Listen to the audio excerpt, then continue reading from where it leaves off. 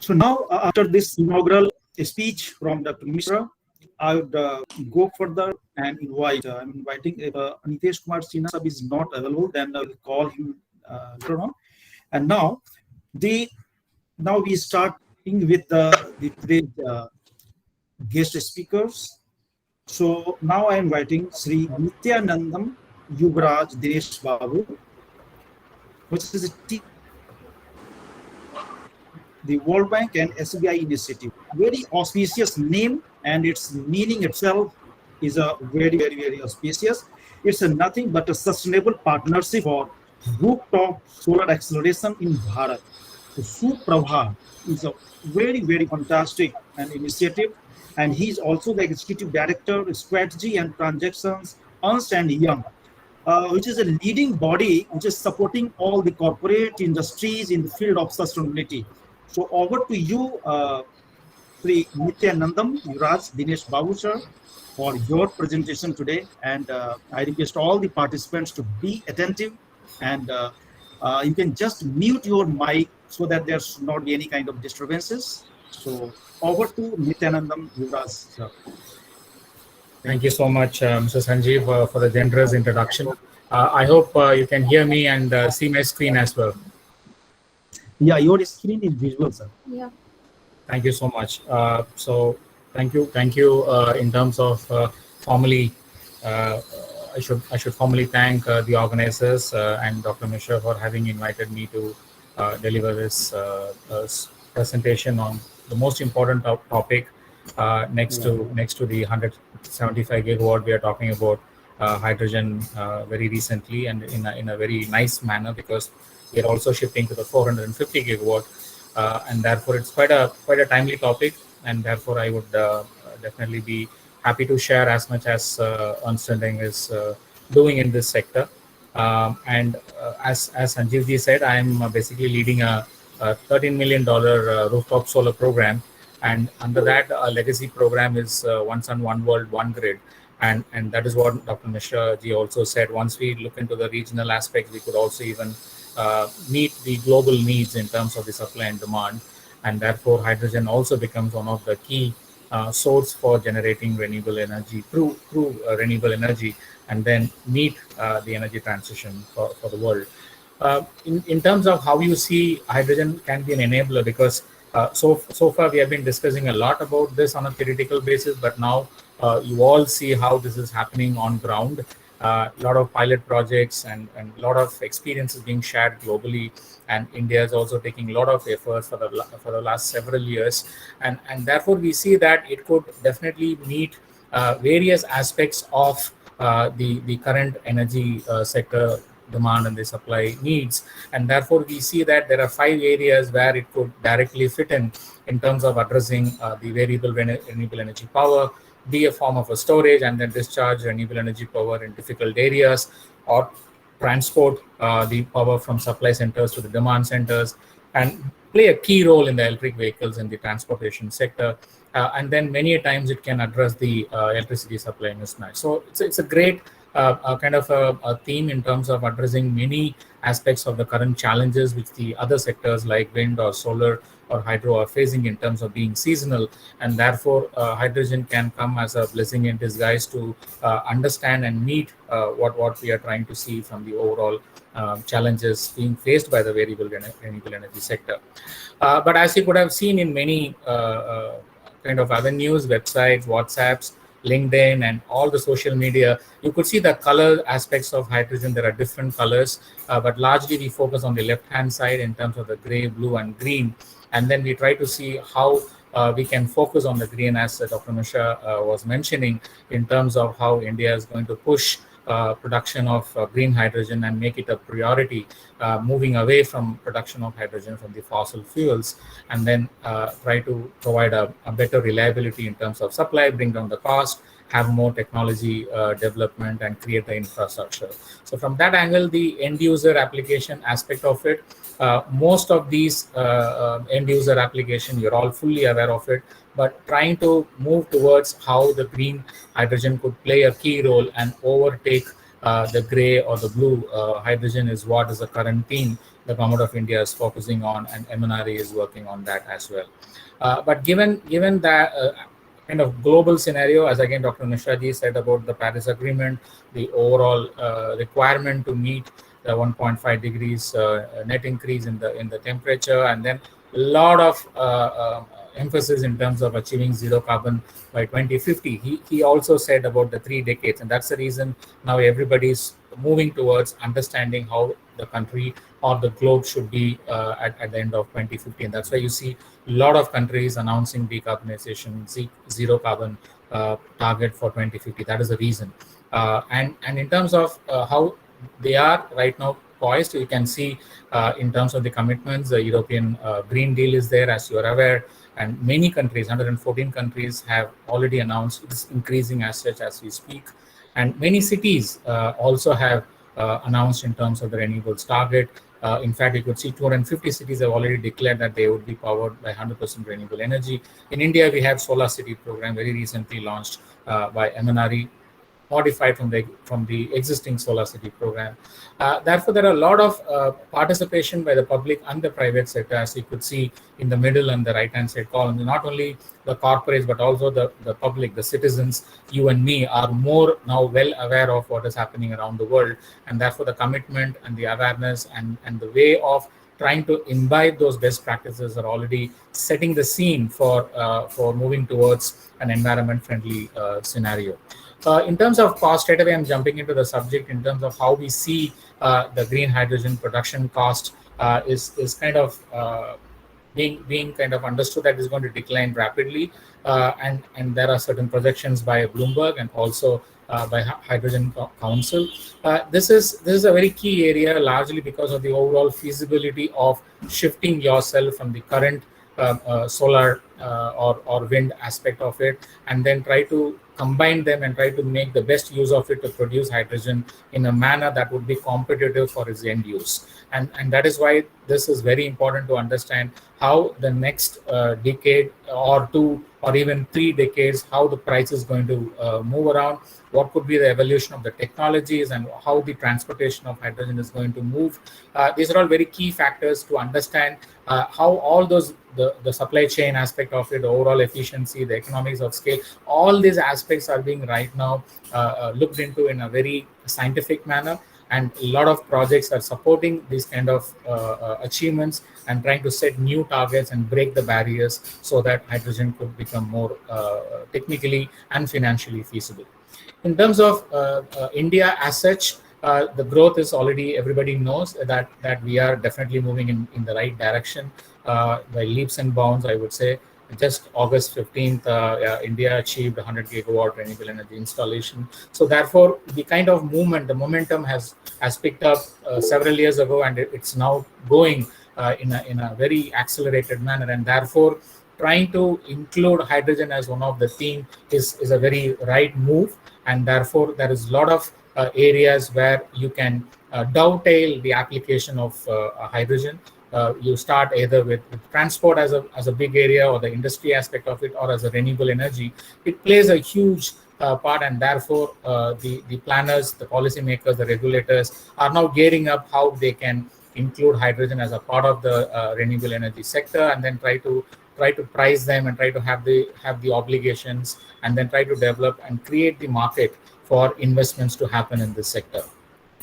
So how we also see that hydrogen could kind of be integrated into the existing renewable energy planning is also the kind of cost of subsidies that we are doling out for the conventional sector. You could see the number is really mind-boggling, to the tune of 30 billion kind of US dollars a year, and therefore the kind of push that it could be made for making hydrogen feasible it makes the case already, not that because it can meet a huge portion of the primary energy, but also in terms of trying to channelize certain subsidies to promote the new and evolving technologies for production of hydrogen.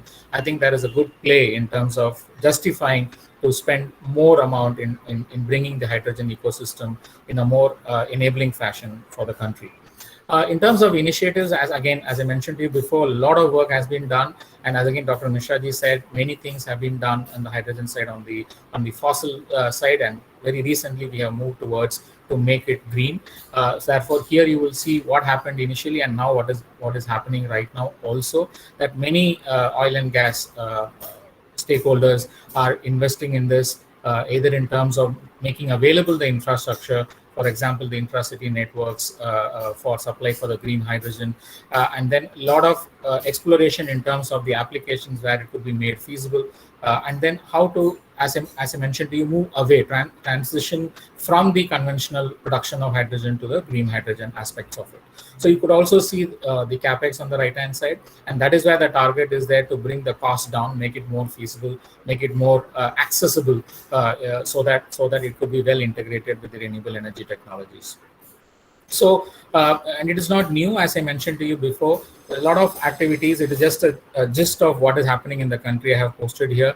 There is a very good report that is available on the website on the Government of India, which I will try to post it on the chat box as well for the benefit of the audience. That it's very heartening to see both the public and the private sector. A lot of activities are happening, and commitments and pledges are being made.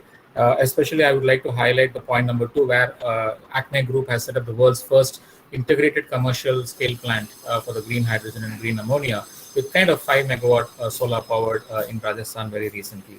So, and similar to that, you could see how Tata is collaborating with Indian Oil Corporation to develop the first hydrogen fuel cell powered bus. So there's a lot of activities across the spectrum in terms of the end use, which I showed you in the previous slide, is happening already.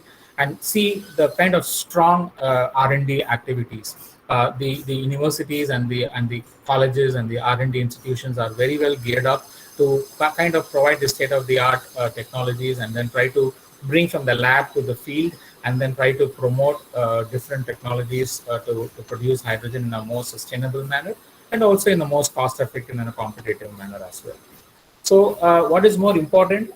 We all agree that the policy is a very key aspect of it. And again, Sir mentioned, Dr. Mishraji mentioned about the minister announcing the mission for the hydrogen, and it is fully apt that MNRE is in charge for this. But you would also see that there is going to be interministerial committee being formed, so that the different ministries who are in charge for the industries, transport, etc., would also play a key role in implementing the mission or the roadmap for the hydrogen energy, which is expected to be released by end of this year. This was announced by the Secretary MNRE himself yesterday at an event on renewable energy at the Dubai Expo webinar. So we also see, as I mentioned to you, in terms of how the R&D aspect is quite emphasized in this sector, and there is an allocation of already 25 crores for R&D activities in hydrogen, and then the pilots, as I mentioned to you, is also there, and IREDA is given an emphasis also to promote hydrogen. So therefore, you would see that the kind of policy direction is going to be a kind of a good document that is going to really support all aspects of the key themes or the key activities that one should promote for making hydrogen mainstream hydrogen in the years to come. And as you're all aware, India is also a member of the Hydrogen Initiative, which is being launched by International Energy Agency.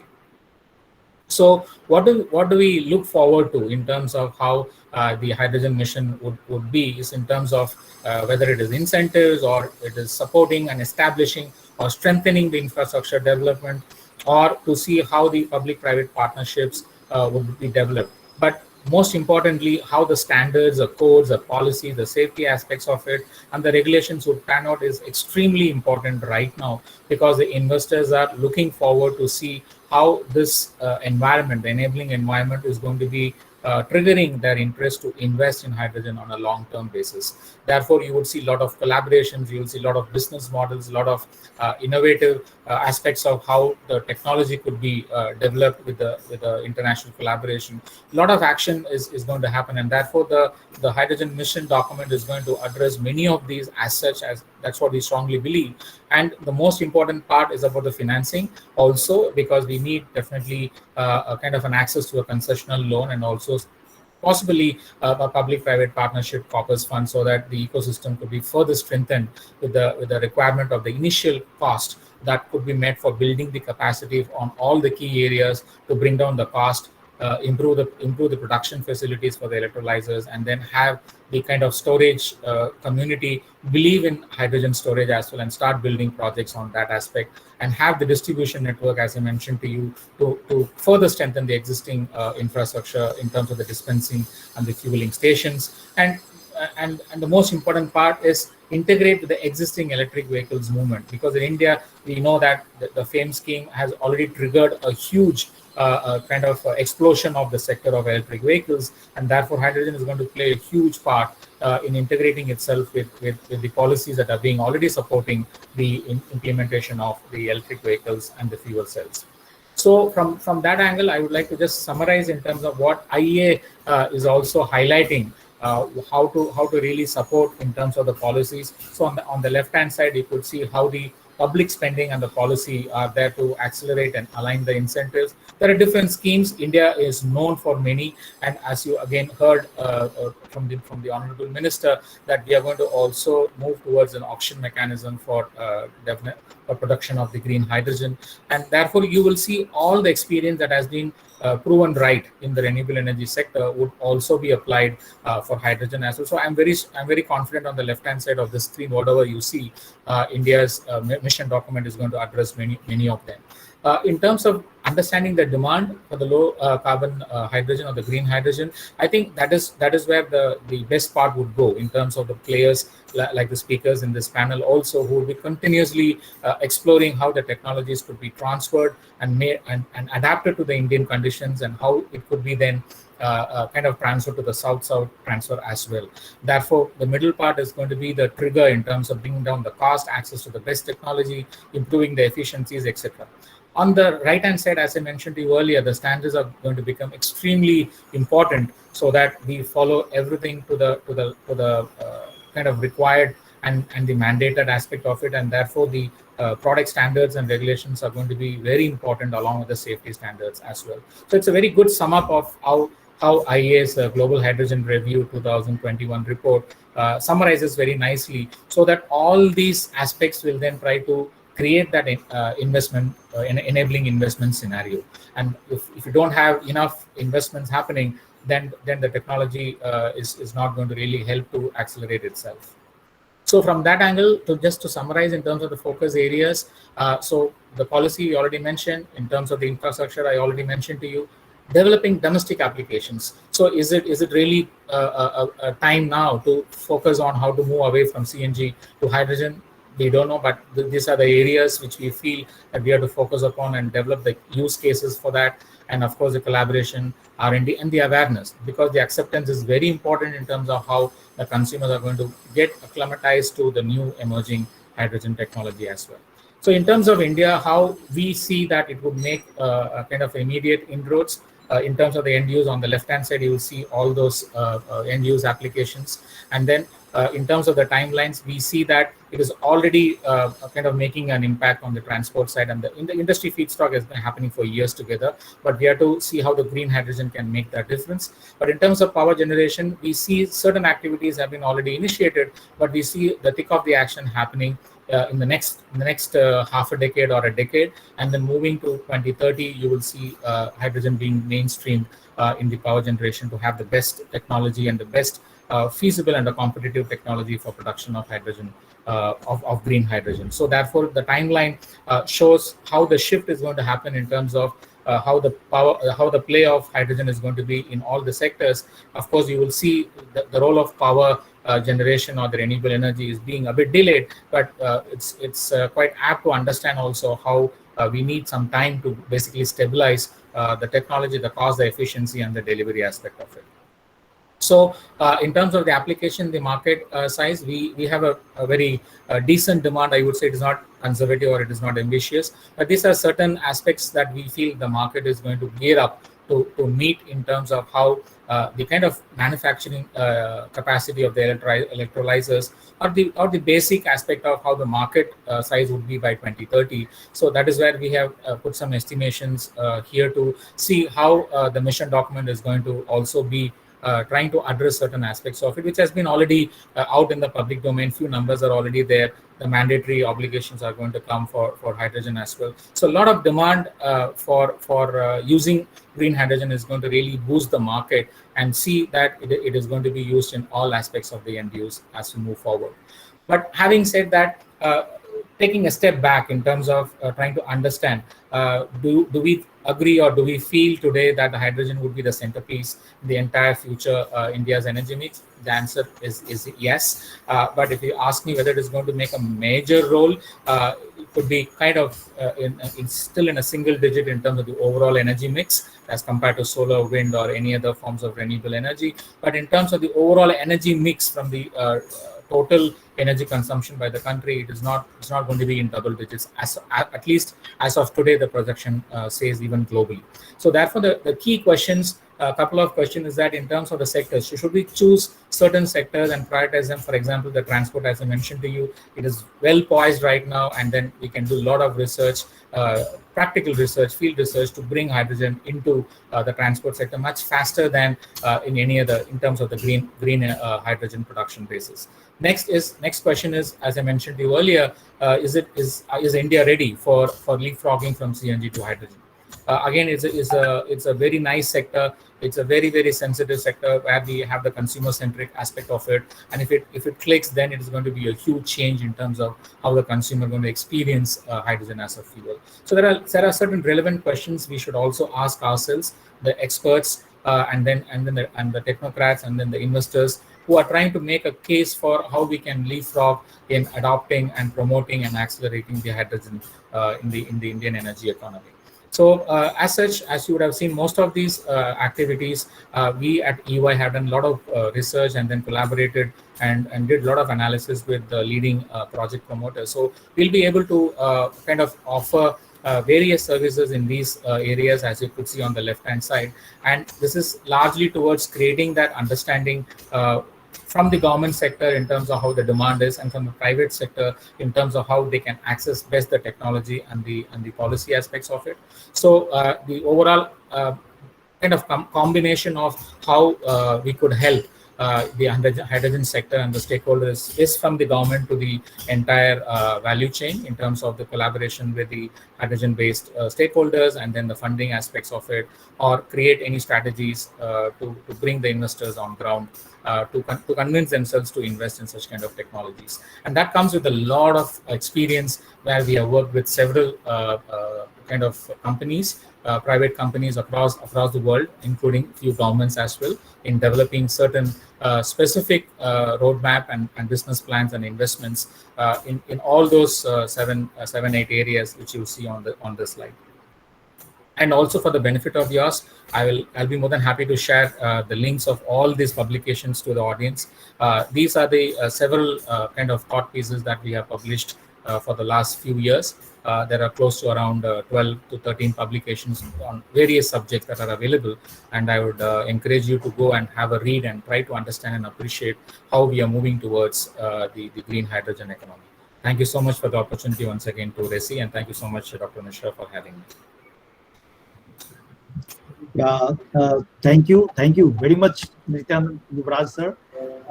Very nicely you have covered all the data-based and all things which is expected from ENY, a very leading organization who is supporting the corporates and all in India and abroad also. Particularly, you have already mentioned the how PPP model is required to open lots of electrolyzers and all these things. So thank you. It was a very informative presentation from your side, sir. Thank you very much. Now we are very fortunate to have today with us